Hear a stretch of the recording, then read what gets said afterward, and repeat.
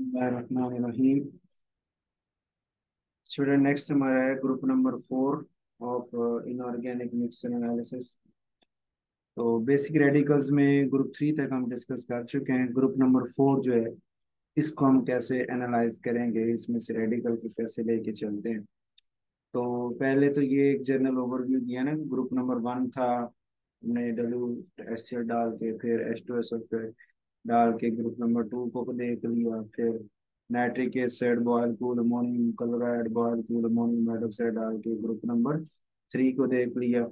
और फिर अब हम जो ग्रुप नंबर 3 से फिल्ट्रेट आया था उसको अब यूज कर रहे हैं ग्रुप नंबर 4 को चेक करने के लिए। उसके लिए हमने क्या किया है कि उसमें अमोनियम हाइड्रोक्साइड हमने डाली है एक्सेस में ना, टिल स्ट्रॉन्गली अल्कलाइन सोल्यूशन वो बन जाता है। फिर उसमें हम H2S ऐड करते हैं। तो H2S ऐड करेंगे तो वो सल्फाइड जो है आपका वो सल्फाइड के प्रेसिपिटेट्स बन जाएंगे। चौथे ग्रुप, चौथे में 4 रेडिकल हैं, कोबाल्ट निकल मैंगनीज और जिंक। तो कोबाल्ट और निकल के सल्फाइड ब्लैक है, मैंगनीज का फ्लैश या बफ कलर या लाइट पिंक होता है, और जिंक सल्फाइड जो है वो वाइट कलर का होता है। ठीक हो गया। तो ये पीपीटी बनती है तो इसका मतलब चौथे ग्रुप का कोई रेडिकल है। नहीं बनती तो फिर आप पांचवें ग्रुप को चेक करने चले जाएंगे, चौथा एब्सेंट हो गया। अच्छा, पीपीटी आ गई तो फिर हम फिल्टर करके प्रेसिपिटेट को अलग कर लेंगे, चारों रेडिकल आपके अलग हो जाएंगे, और फिल्ट्रेट जो है उसको ग्रुप 5 के लिए ले जाएंगे। अच्छा, ग्रुप नंबर जो आपके ये चारों रेडिकल इकट्ठे हैं इनको हम सेपरेट कैसे करेंगे इसकी आइडेंटिफिकेशन में। तो पहला स्टेप हमारा होता है कि उसमें HCl हम हाइड्रोक्लोरिक एसिड ऐड करते हैं और फिल्टर कर लेते हैं। HCl क्या करता है कि मैंगनीज और जिंक के सल्फाइड्स का रिएक्शन करके मैंगनीज और जिंक के क्लोराइड्स बना देता है, जो पानी में हल हो जाती है, फिल्ट्रेट में चले जाते हैं। लेकिन जो निकल और कोबाल्ट के सल्फाइड्स हैं वो HCl के साथ रिएक्शन नहीं कर पाते, वो वैसे ही प्रेसिपिटेट की शक्ल में ही कायम रह जाते हैं। तो यहाँ पे हमारे पास ये दो अलग हो जाएंगे फिल्ट्रेट में, और दो रेजिड्यू में चले जाएंगे। अच्छा, जो रेजिड्यू में आपके पास निकल और कोबाल्ट आए हैं तो इनमें अब एक्वा आप ऐड करेंगे तो उसमें ये एक्वा के साथ रिएक्शन करके क्लोराइड्स बना लेगा। निकल का क्लोराइड और कोबाल्ट का क्लोराइड बन जाता है। अच्छा, लेकिन पानी डालने से पहले आप रेजिड्यू का कलर चेक कर लें। अगर वो ब्लूइश या ग्रीनिश सा नजर आ रहा है आपको तो फिर वो कोबाल्ट है, और अगर येलो नजर आ रहा है तो वो फिर निकल है। ठीक हो, फिर उसमें आप पानी डालें तो यही जो कोबाल्ट क्लोराइड या निकल क्लोराइड जो होगा वो सोल्यूशन में चला जाएगा। फिर हम उसके कंफर्मेटरी टेस्ट करके मजीद कंफर्म कर लेंगे कि कौन सा रेडिकल मौजूद है। ठीक हो, और इधर से H2S में आपका जो फिल्ट्रेट था, मैंगनीज क्लोराइड और जिंक क्लोराइड था, उसमें से आपने पहले हीट करके H2S बची कुची वो निकाल दें। फिर उसको कूल करें, फिर उसमें सोडियम हाइड्रोक्साइड एक्सेस में डाल दें। तो मैंगनीज का हाइड्रोक्साइड बन जाएगा, जिंक का भी हाइड्रोक्साइड बन जाएगा, लेकिन जिंक का हाइड्रोक्साइड एक्सेस सोडियम हाइड्रोक्साइड के इसमें साथ मिलके सोडियम जिंकेट बना देता है। जिंक एम्फोटेरिक नेचर में है ना, जैसे एल्यूमिनियम पीछे आपने देखा था वो भी एम्फोटेरिक नेचर में, तो वो बेस के डायरेक्शन, तो वो सोडियम जिंकेट बना के वो फिल्ट्रेट में चला गया। लेकिन मैंगनीज का हाइड्रोक्साइड रेजिड्यू की फॉर्म में ही रहता है। इस रेजिड्यू को डायरेक्ट ही हम कंफर्मेटरी टेस्ट, कुछ टेस्ट हम रेजिड्यू के साथ डायरेक्ट भी कर सकते हैं मैंगनीज के, और इसको हम HCl डाल के सॉल्युबल बना लें मैंगनीज क्लोराइड का सोल्यूशन बना के, तो उस सोल्यूशन को भी मैंगनीज के कंफर्मेटरी टेस्ट के लिए इस्तेमाल किया जा सकता है।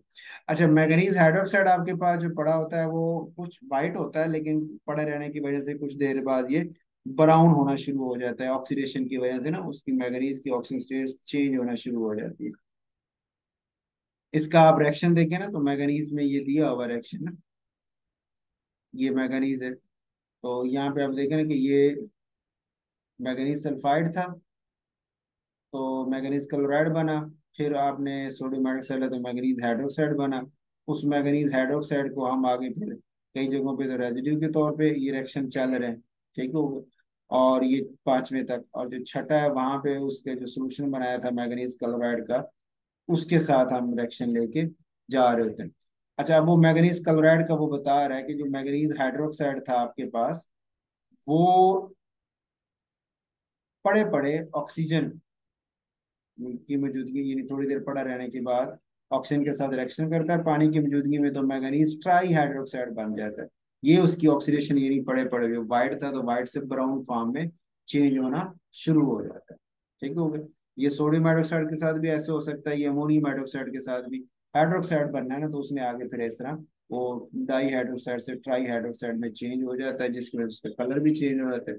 इसलिए उसने ये लिखा है कि ये ब्राउन से यानी वाइट होता है लेकिन ब्राउन में कन्वर्ट होना शुरू हो जाता है। यहाँ पे भी ये रिएक्शन थे ना, मैगनीज के, ये मैगनीज हाइड्रोक्साइड है लेकिन टर्न ब्राउन इन एयर। इस तरह अमोनियम हाइड्रोक्साइड भी मैगनीज हाइड्रोक्साइड है जो टर्न ब्राउन इन एयर। ये डाई से वो ट्राई हाइड्रोक्साइड यानी Mn+2 से Mn+3 में बदलना शुरू हो जाता है, जिसकी वजह से कलर भी चेंज होना शुरू हो जाता है। ठीक हो गई। तो ये तो ओवरऑल इसका व्यू हो गया जी। आगे इसके कंफर्मेट टेस्ट देखें तो निकल में पहला आप देखें कि सोडियम हाइड्रोक्साइड के साथ निकल हाइड्रोक्साइड बन गया। फिर इसी तरह अमोनियम हाइड्रोक्साइड से निकल हाइड्रोक्साइड बनता है, लेकिन एक्सेस आप अमोनिया डालेंगे तो अमोनिया का कम्प्लेक्स बनने की वजह से वो सॉल्युबल हो जाता है। इसी तरह अमोनियम हाइड्रोक्साइड की मौजूदगी में डीएमजी डाई मिथाइल ग्लाइकोजाइम से रिएक्शन करवाएंगे तो निकल डाई डाई मिथाइल ग्लाइकोजाइम जो है कम्प्लेक्स जो बनता है वो रेड रोज पीपीटी बना देता है, तो उससे भी निकल की कंफर्मेशन हो जाती है। इसका भी रिएक्शन आप देखें तो ये थर्ड नंबर पे ये रिएक्शन दिया होगा कि निकल क्लोराइड डीएमजी से मिला तो ये डाई बन जाता है। स्ट्रक्चर उसका इस तरह, ये डाई मिथाइल ग्लाइकोजाइम है, ये डाई मिथाइल, ठीक है जी। और ग्लाई ऑक्साइम, ग्लाई ऑक्सल था ना, अगर यहाँ सी डबल बॉन्ड ओ होता और यहाँ एच एच होते अल्डिहाइड होता तो ग्लाई ऑक्सल था। ठीक हो गए। अब उसने क्या किया कि वो जो अल्डिहाइड वाला था उसका यानी वो ऑक्सीजन की जगह वो हाइड्रोक्सिल अमीन सिलेक्शन करवाया तो NOH आके जुड़ गया तो उसे हम ऑक्साइम बोलते। तो ये ग्लाई ऑक्साइम हो गया। ठीक हो। और डाई मिथाइल है दो, तो इसलिए डाई मिथाइल ग्लाई ऑक्साइम इसका नाम हो गया। तो जब ये रिएक्शन करता है तो निकल के साथ ये कम्प्लेक्स बना लेता है। निकल की वैलेंसी +2 है तो चार नाइट्रोजन उसके साथ इस तरह चार क्वाड्रेटिक कोवलेंट बॉन्ड बना लेती हैं। ठीक हो गया। +2 का जो चार्ज है उसको ये दो ऑक्सीजन के चार्ज माइनस माइनस वाले बैलेंस कर रहे होते हैं। यहाँ पे देखें ना, दो दो OH थे ना, तो हर एक एक ये एक डीएमजी जिसमें से एक तरफ से OH कायम रहता है, एक उसका H निकल जाता है। और दूसरे का भी इसी तरह एक OH कायम रहता है और एक जो है वो माइनस निकल जाता है। जिस माइनस को ये साथ वाली हाइड्रोजन हाइड्रोजन बॉन्डिंग के थ्रू बैलेंस भी कर सकती है, जैसे ये बैलेंस कर सकती है, इस वजह से वो स्टेबल हो जाते हैं। ठीक है। और प्लस उसका चार्ज है ये निकल +2 भी बैलेंस कर रहा होता है, तो ओवरऑल ये आपका कम्प्लेक्स बन जाता है। ठीक है जी। इसी तरह निकल सोडियम हाइड्रोजन फास्फेट से कराएं या सोडियम फास्फेट से कराएं, फाइनल प्रोडक्ट हमारी निकल फास्फेट की ही बनती है, क्योंकि सोडियम हाइड्रोजन फास्फेट है ना, इसका रिएक्शन भी आप देखें तो पहले sodium hydrogen phosphate phosphoric acid में बदलता है, वो फिर निकल के साथ निकल फास्फेट बना देता है। और सोडियम फास्फेट से कराएंगे तो डायरेक्ट ही निकल फास्फेट जो है वो बन जाता है। ठीक है। ये थोड़ा सा फर्क। उसके बाद है जी, अगर आप इसको चारकोल को कैविटी टेस्ट करेंगे तो निकल का ऑक्साइड रेजिड्यू ग्रे या ब्लैक या ब्राउन जो है रेजिड्यू की फॉर्म में हमें मिलता है। इस तरह हम बोरक्स भी टेस्ट करेंगे तो निकल मेटाबोरेट भी हमें मिल जाता है हार्ड या कोल्ड फॉर्म में। ठीक हो गया। 6 7 पे इसके रिएक्शन भी दिए पड़े। अच्छा, उसके बाद है मैगनीज कोबाल्ट है। कोबाल्ट में सोडियम हाइड्रोक्साइड करवाएंगे तो ब्लू 50 बनती है, जिसे हम अल्फा कोबाल्ट हाइड्रोक्साइड बोलते हैं। लेकिन वो कुछ देर पड़े रहने के बाद बीटा कोबाल्ट हाइड्रोक्साइड जो उससे ज्यादा स्टेबल फॉर्म है ना, उसमें कन्वर्ट हो जाती है। और लेकिन बीटा जो फॉर्म है वो पिंक या वायलेट कलर होता है। अल्फा फॉर्म ब्लू होती है और बीटा फॉर्म जो है वो पिंक या वायलेट कलर होती है। तो यानी अ, शुरू में ब्लू बनता है लेकिन कुछ देर बाद वो रीअरेंजमेंट उसकी ऐसे चेंज होती है कि वो बीटा फॉर्म में कन्वर्ट होना शुरू हो जाता है, जिसका कलर मुख्तलिफ है, तो हमें वो कलर वो नजर आना, पिंक या वायलेट कलर नजर आना। ऑन हीट स्टैंडिंग पे भी हो जाता है या थोड़ा हीट करें तो भी हो जाता है। ठीक हो गया। इस तरह अमोनियम हाइड्रोक्साइड के साथ भी इसी तरह ही है कि पहले ब्लू होगा लेकिन जब आप एक्सेस डालेंगे तो वो एक्सेस अमोनिया के साथ कम्प्लेक्स बनाने की वजह से वो रेडिश ब्राउन वो सॉल्युबल हो जाता है। एक तो एक्सेस में सॉल्युबल हो जाता है एक अमोनिया कम्प्लेक्स की वजह से। अच्छा, फिर दूसरा वो जो सॉल्युबल हो गया है वो भी रेडिश ब्राउन पड़े पड़े हो जाता है, उसका कलर ना ब्लू से रेडिश ब्राउन चला जाता है। रेडिश ब्राउन की वजह क्या है? वही कि वो जो डाई था वो ट्राई में कन्वर्ट हो गया ना, ड्राई हाइड्रोक्साइड जो है वो ट्राई हाइड्रोक्साइड कोबाल्ट जो है वो ऑक्सीजन स्टेट बदल लेता है, +2 से +3 में जाना शुरू हो जाता है। इसकी वजह से उसका कलर भी चेंज हो रहा होता है। ठीक हो गया। इसका रिएक्शन आप देखें ना सेकेंड नंबर पे, कोबाल्ट में ये अमोनियम हाइड्रोक्साइड बना, फिर कम्प्लेक्स बन गया, लेकिन वो ऑक्सीजन की एयर की ऑक्सीजन लेके पानी में तो ये ट्राई हाइड्रोक्साइड में कन्वर्ट हो गया, जो हल हो जाता है, लेकिन कलर उसका मुख्तलिफ है। ठीक हो। अच्छा, उसके बाद है ईथर या अमाइल अल्कोहल, जो पानी में हल नहीं होती, अलग लेयर बना लेते हैं। वो ले लें, अमोनियम सल्फोसाइनाइड ले लें या थायोसाइनाइड ले लें, प्लस शेक करें तो ब्लू कलर, यानी कोबाल्ट थायोसाइनाइड बनता है ब्लू कलर का, लेकिन वो ना पानी में तो हल नहीं होता, ईथर लेयर के अंदर वो हल हो जाता है, ईथर को वो ब्लू कलर का बना देते हैं। इसी तरह पोटेशियम फेरी साइनाइड से रिएक्शन करवाएंगे तो कोबाल्ट फेरी साइनाइड बन गया, जो HCl में हल नहीं होता, मतलब HCl उसकी हाइड्रोलिसिस वगैरह नहीं कर पाती। ठीक हो गया। और अगर फेरोसाइनाइड से कराएंगे तो ब्लूइश ग्रीन पीपीटी बनती है, और वो कंसंट्रेटेड HCl के अंदर सॉल्युबल भी होती है। चौथा पांचवा रिएक्शन आप देखें ना, चौथे में तो ये बना ना, पांचवे में ये वाला रिएक्शन प्रोडक्ट बन रही है, जो आगे HCl के साथ रिएक्शन करके cobalt chloride, ferrous chloride, ammonium chloride और CO में कन्वर्ट हो जाती है, यानी उसकी हाइड्रोलिसिस या डिकम्पोजिशन हो जाती है, और इस वजह से वो कलर भी उसका वो चेंज हो गया, सॉल्युबल हो गया। अच्छा, उसके बाद है रेडिश सोडियम हाइड्रोजन फास्फेट या सोडियम फास्फेट से कराएंगे तो कोबाल्ट फास्फेट आ गया, उसी तरह जैसे हमने निकल की बात की थी। फिर इस तरह डाइल्यूट एसिटिक एसिड और पोटेशियम नाइट्राइट से करवाएंगे तो पोटेशियम कोबाल्ट हेक्सा नाइट्राइटो, यानी 6 नाइट्रो ग्रुप आगे कोबाल्ट के साथ कम्प्लेक्स बना लेते हैं। इसका रिएक्शन भी दिया हुआ है 8वें नंबर पे ना, ये कोबाल्ट का पहले कोबाल्ट नाइट्राइड बना है, वो फिर पोटेशियम नाइट्राइड से मिलके टेट्रा पोटेशियम। ठीक है, कोबाल्ट हम पढ़ते तो वैसे ही है ना, हेक्सा, पहले ये लिगेंड्स की तरफ से चलते हैं ना, पोटेशियम हेक्सा नाइट्राइटो कोबाल्टेट, और उसकी ऑक्सीजन स्टेट जो है वो मेंशन कर देंगे, ये -6 है ना, तो ये 4, तो 2 है यहाँ पर, ब्रैकेट में 2 आ जाएगा इसका। ठीक हो गया। फिर उसने लिखा है 8वें नंबर पे ये वाला, एस्टिक एसिड का यहाँ क्या रोल है ना, नाइट्राइड तो हो गया, एस्टिक एसिड का क्या रोल है, तो वो बता रहा है कि सर ये नाइट्राइड का एक तो ये डेट रिएक्शन, एस्टिक एसिड क्या करता है, पोटेशियम नाइट्राइड के साथ पोटेशियम एसीटेट बना देता है, और नाइट्रस एसिड बनाता है, नाइट्रस एसिड NO वाटर और O बना देते हैं। ठीक होगा। फिर वो जो O है, वो इस K4 को ऑक्सीडेशन करके K3CONO6 में बदल देता है। ठीक हो गया। फिर KOH जो साथ पैदा हुई है वो acetic acid reaction potassium acetate बनाती है। ठीक हो गया। तो ओवरऑल रिएक्शन हमारे पास ये बन जाती है, ये आपका प्रोडक्ट जो है वो K4 की बजाय K3 के साथ, यहाँ भी हमने प्रोडक्ट क्या लिखा, K3 लिखा ना, ब्राइट येलो 50 K3 के साथ बनता, पहले K4 है, ये बना पहले K4 था, लेकिन K4 को फिर एसिटिक एसिड का जो रिएक्शन था उसने उसको K3 में बदल दिया, तो उस वजह से ये अब इसकी ऑक्सीजन हमने अंत hexa nitrito potassium hexa nitrito cobalt 3 है ये। ठीक है, उसका कलर हमें नजर आ रहा होता है फाइनली। उसके बाद 9 नंबर है चारकोल कैविटी टेस्ट, जिसमें कोबाल्ट ऑक्साइड आपका रेजिड्यू बन जाता है, और बोरक्स बी टेस्ट में कोबाल्ट मेटाबोरेट जो है उसका भी स्पेसिफिक कलर हमें मिल जाता है। मैंगनीज करेक्शन करवाएंगे तो सोडियम कार्बोनेट के साथ मैंगनीज कार्बोनेट बनता है, लेकिन पोटेशियम नाइट्रेट भी साथ हम यूज कर रहे होते हैं, तो हमें फाइनल जो प्रोडक्ट मिलती है वो ग्रीन मास सोडियम मैंगनेट की मिलती है। एक तो है ना KMnO4 पोटेशियम पर मैंगनेट, और एक K2MnO4 जिसे पोटेशियम मैंगनेट बोलते हैं, उस तरह ये सोडियम मैंगनेट बनता है।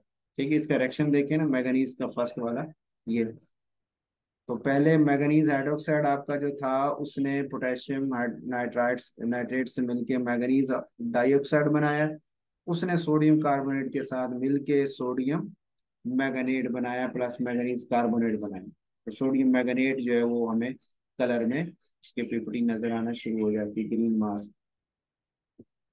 फिर इसी तरह रेजिड्यू प्लस वाटर, वाटर डाला है, कुछ डाइल्यूट सल्फ्यूरिक एसिड और पोटेशियम पर आयोडाइड डालते हैं, तो वायलेट कलर का KMnO4 हमारे पास मैंगनीज की ऑक्सीडेशन हो जाती है और KMnO4 में बदल दिया जाता है। सेकेंड रिएक्शन आप देखेंगे तो ये सेकेंड नंबर है, पोटेशियम पर आयोडाइड H2SO4 के साथ ये बनाया और आयोडिक एसिड, वो फिर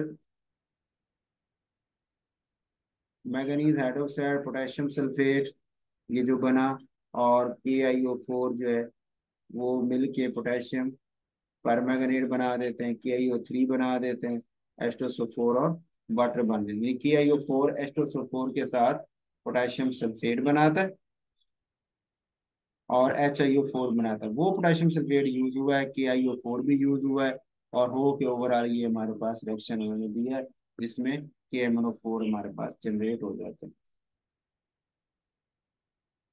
तीसरा है जी, रेजिड्यू लेके कंसर्न नाइट्रिक एसिड से फिर Pb3O4 लेड परऑक्साइड या रेड लेड भी इसको बोलते हैं, या PbO2 लेड डाइऑक्साइड, उनके साथ आप बॉयल करें और उसको फिर ठंडा होने दें, तो क्रिम्सन पिंक कलर का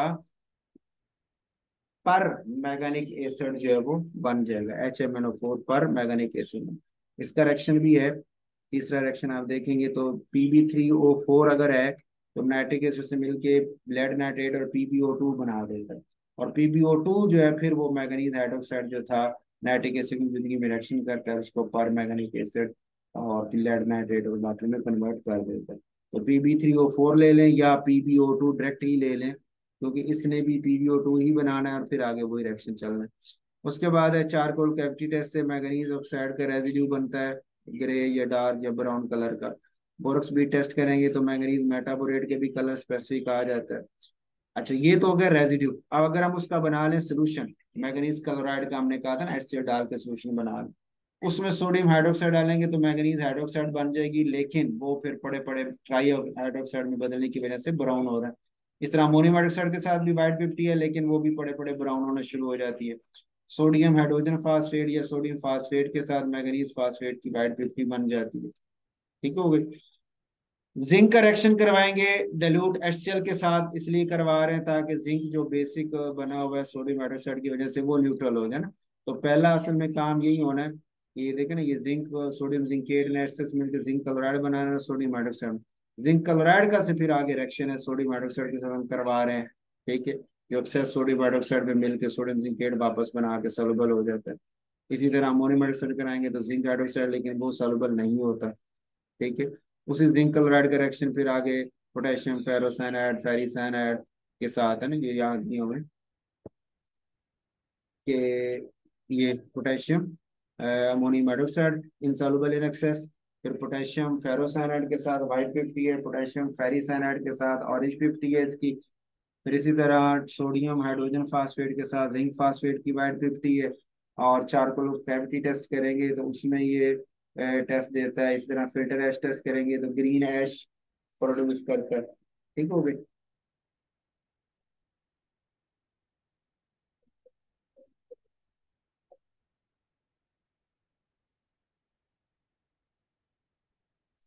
तो ये इस तरह मुकम्मल इसके जो टेस्ट आ जाते हैं, जो आपके पास निकल कोबाल्ट आ गया और यहाँ पे ये मैंगनीज और जिंक के ये सारे रिएक्शन जो है ना वो दिए हुए हैं। तो आप इसको, ये मैं स्क्रॉल कर रहा हूँ ताकि आप इस रिएक्शन को जो जो देखना चाहें तो वो आप आसानी से इसको नोट कर सकते हैं और समझ भी सकते हैं कि इनकी केमिस्ट्री क्या होगी। ठीक होगी।